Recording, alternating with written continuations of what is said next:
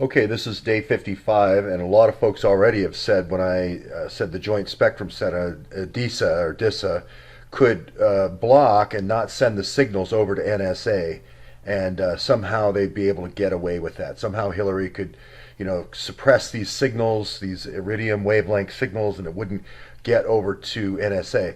Well, I'm not saying that. I'm not saying that they would have obviously a blank part of the bandwidth. Obviously, NSA would know that.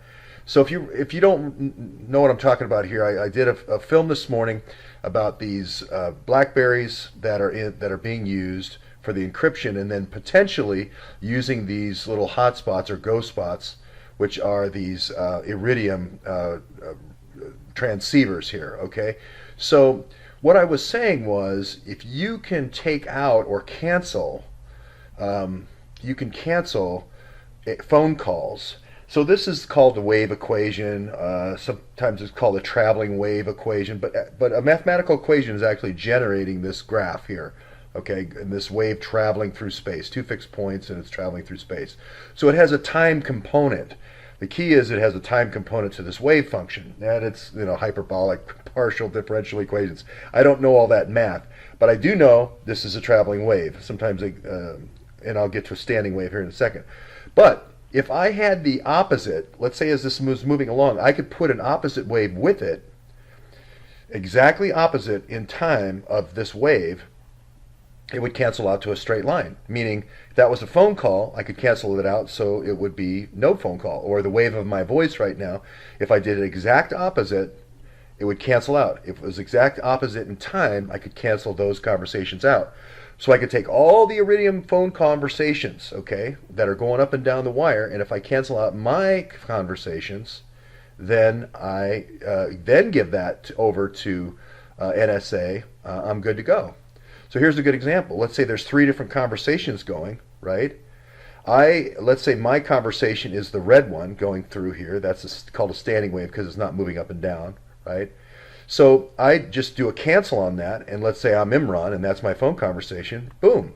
NSA is just going to get the green and the yellow, and they're going to think, hey, there's 15,000 conversations here. There's 20 or 30 or 40 or 50 that are canceled out. How are they going to know? How are they going to know? If we do that cancellation from our phone conversations, how are they going to know? And I know this sounds very technical. They're going through a lot of trouble to do this.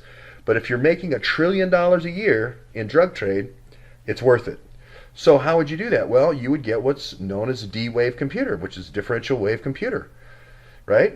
This is what is at FBI. That's why I went to Clarksburg, West Virginia. This is why you would get a D-wave, because you want to do this type of cancellation.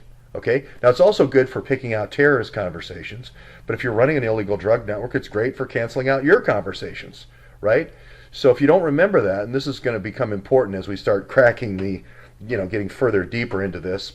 This is why I love Quinn Michaels so much, because he's such a genius, and he's always about 3 months ahead of me, and then I just read off his paper rather than being a genius. I just read off Quinn's paper. So anyway, Temporal Data Systems here buys a deep wave computer, and it's at CJIS. Burrell used to be the guy who owns this, the CEO. It used to be FBI. He's real good friends with Sean Henry at CrowdStrike, real good friends with Andy and the gang. And now, hey, this is great. I'm going to be the chief technology officer here, ex-former deputy assistant director to Andy McCabe, right? And now we're all going to invest in D-Wave. We're going to have fun. We're going to all be investors in D-Wave, right? So we're going to make a lot of money, plus we're going to be able to cancel out conversations.